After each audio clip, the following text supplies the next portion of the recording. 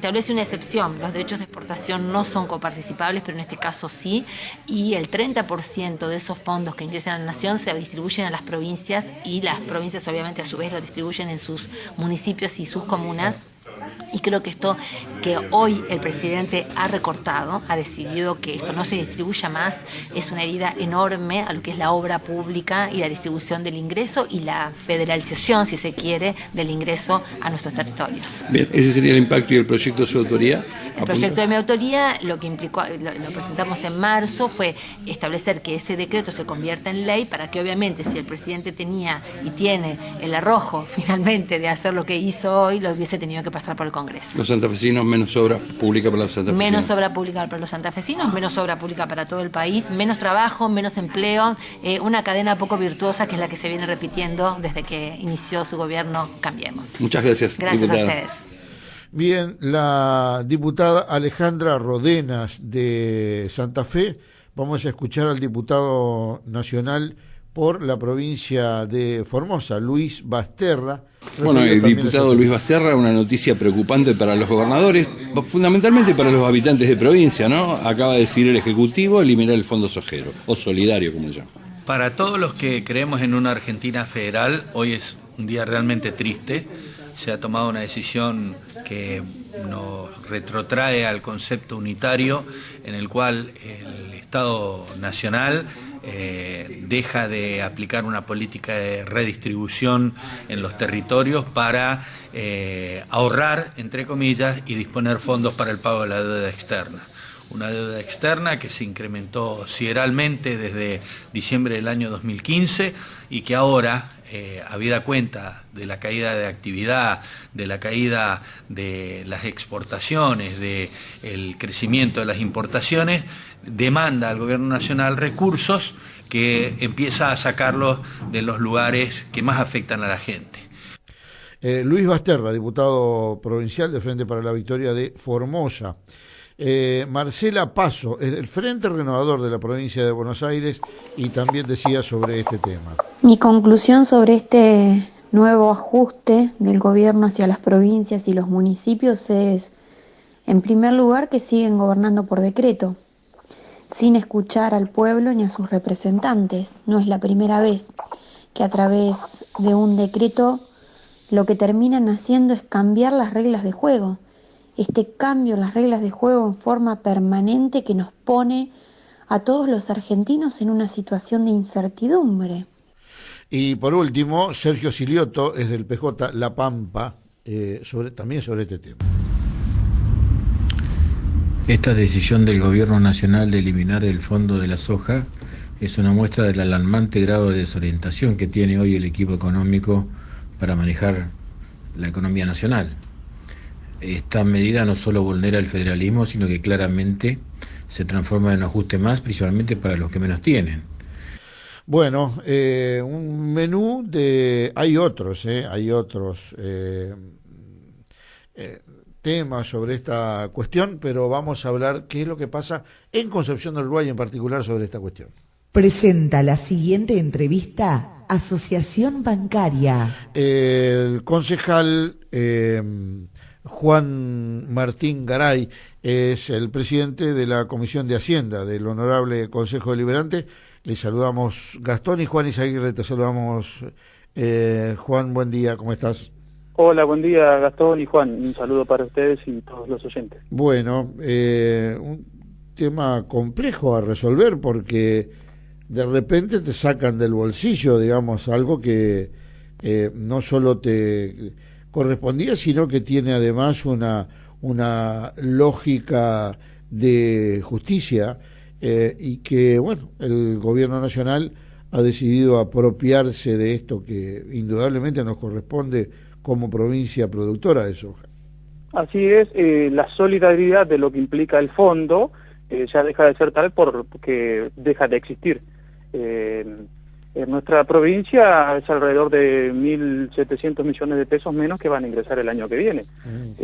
Estos son proyecciones, pero se estima que eran esas cifras las que iban a venir a la provincia y bueno, en lo que hoy se está ejecutando del presupuesto municipal, de lo que se previó en virtud del Fondo Sojero, el Fondo Federal Solidario, para el presente año estaba presupuestado 16 millones de pesos. Hasta ahora se han coparticipado alrededor de 10 millones.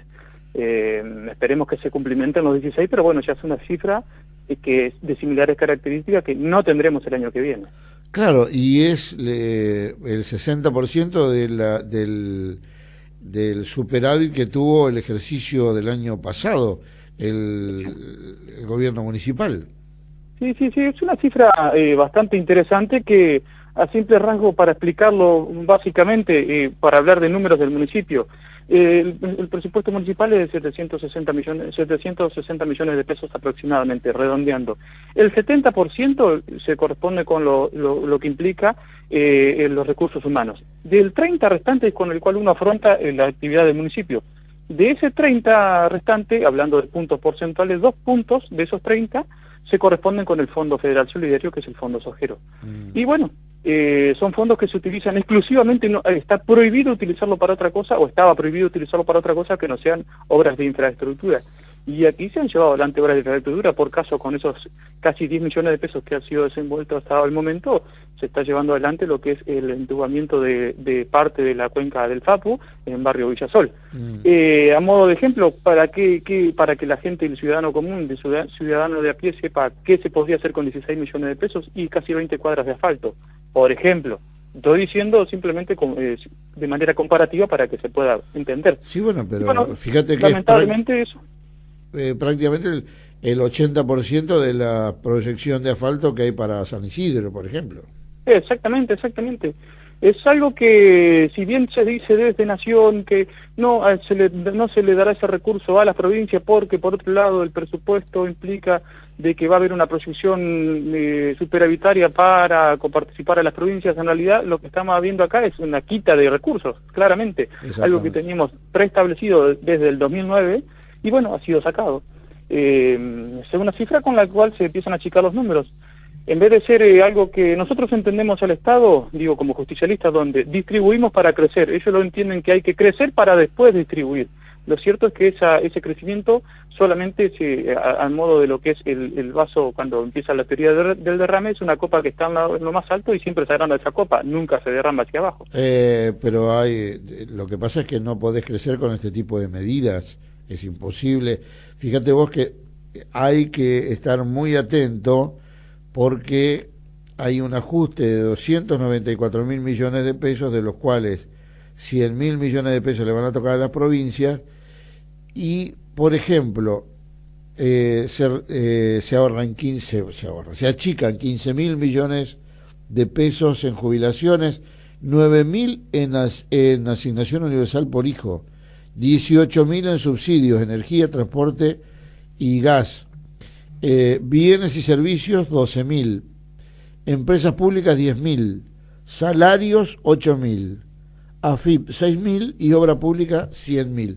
En total son 294.000 millones de pesos y se invita a las provincias a elegir qué línea de gastos van a reducir, entre otras emergencia social 30.000, Fondo Federal Solidario 25.000, devolución del 15% de ANSES desde el Fondo de Garantía Solidaria 23.000. Bueno, en total son 183.500 millones de pesos. Hay que elegir de ahí, de esos 183.500, cómo vas a achicar 100.000 millones en el conjunto de provincias.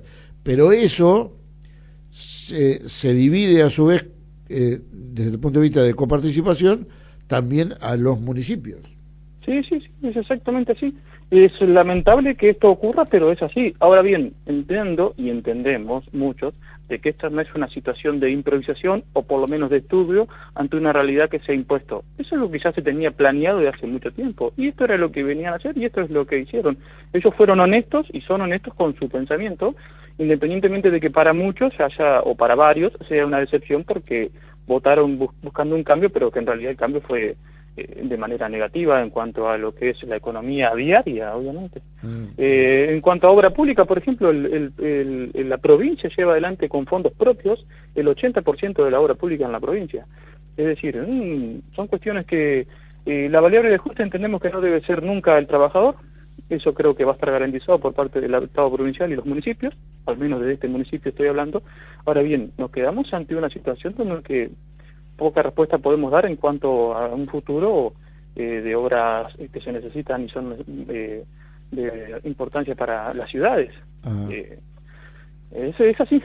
Lamentablemente no compartimos para nada esto, forma parte de lo que tiene que ver el acuerdo bajo el amparo de lo que es el Fondo Monetario Internacional. Estas son las consecuencias de haber vuelto bajo estas formas al Fondo Monetario, entendiendo de que nunca nos fuimos, porque naturalmente cuando nos impusieron luego de la Revolución Libertadora ingresar al Fondo Monetario no era posible salir, pero sí habíamos cancelado la deuda con Néstor Kirchner siendo presidente, y bueno, ahora otra vez comenzamos a depender de las políticas que nos impongan desde un escritorio en otro país. Sí, sí, filosóficamente podemos hablar un buen tiempo sobre esta cuestión. El problema es cómo enfrentamos esta situación con nuestro presupuesto escaso, porque además, como veníamos diciendo con Gastón temprano, es hambre para hoy y hambre para mañana, no hay otra vuelta ahí. Bueno, y hablando de hambre, ya yéndonos a la parte social, el panorama social no es nada alentador y no es nada grato lo que empieza a ocurrir, siendo que estaba algo latente, pero hoy ya se comienza a palpar aún más. Empiezan a generarse mayores lugares y puntos de encuentro donde se juntan a comer, es decir, estoy dicho de otra manera, los comedores barriales, o la necesidad alimenticia. Los chicos que dejan de percibir el alimento el viernes en el comedor de la escuela y cuando van el lunes a la mañana se empiezan a dormir porque no han podido alimentarse bien durante el fin de semana. Es decir, una situación conflictiva en cuanto a lo social que empieza por el estómago y termina en la cabeza. Los chicos, puntualmente los que nos preocupa, o lo que me preocupa a mí, es pensar en esos chicos de los 0, desde los primeros días de vida hasta los 5 años, que es cuando necesitan el desarrollo cognitivo y todo lo que tiene que ver el desarrollo de sus neuronas. Es decir, si no hay buena alimentación, tampoco hay buen desarrollo en su intelecto.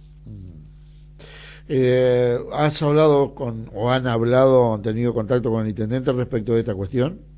No, puntualmente esto no, porque ha sido la novedad de ayer. Yo no he estado al tanto, no he estado en charla con él, pero sí entiendo que es algo que preocupa, y mucho más en esta época donde ya se empieza a conformar el presupuesto para elevar para el año que viene, porque ¿cómo se conforma el presupuesto municipal para elevar al Consejo Deliberante?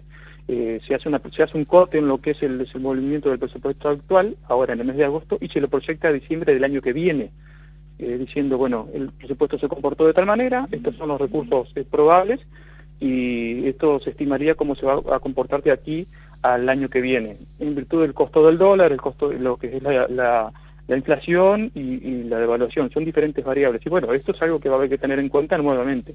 El año pasado tuvimos que tenerlo en cuenta porque no había sido enviada la información desde provincia, porque el presupuesto nacional no había sido un poco claro en cuanto a eso, entonces tuvimos que modificarlo para bien. El presupuesto, antes de aprobarlo, se termina modificando con el agregado de estos 16 millones de pesos que son para este año. Ahora bien, para el próximo presupuesto, o sea, indudablemente no contaremos con ese monto, ni con cualquier otro hipotético.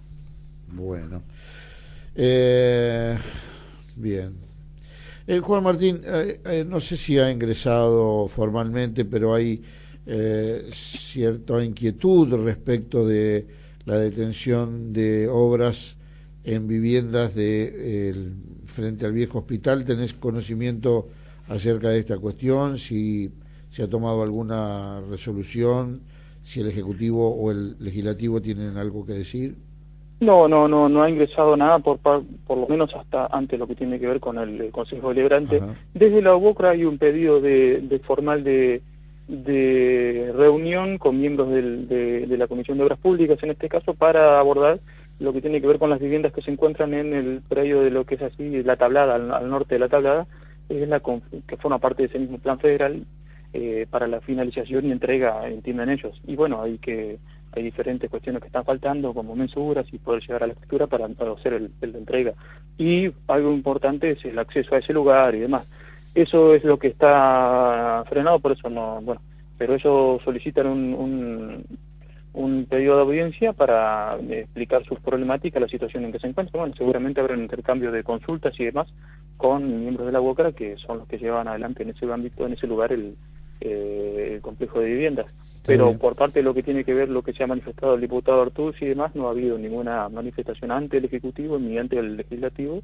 No hay mayores cuestiones en ese sentido. Está bien. Bueno, Juan Martín, gracias, perdón por haber abusado un poquito de tu tiempo. Vamos a seguir transitando esto porque la verdad nos preocupa que todo lo que viene es achicar. Yo soy convencido que nadie ahorra lo que no genera, y lo único que no hace este gobierno es generar alternativas para pensar en que ese crecimiento eventualmente puede derramar algún día. Todo lo que ha derramado hasta el momento es pobreza, hambre, desocupación y enfermedades. Y además, ayer murieron 3 mujeres por abortos clandestinos, pero es un hecho de noticia por el momento. Gracias, Juan Martín. Muy bien, coincido totalmente con tu análisis y un saludo para ustedes y los oyentes. Muchas gracias por la comunicación. El concejal Juan Martín Garay, presidente de la Comisión de Hacienda del Honorable Consejo Deliberante. La Asociación Bancaria presentó la entrevista en Concepción Siglo XXI.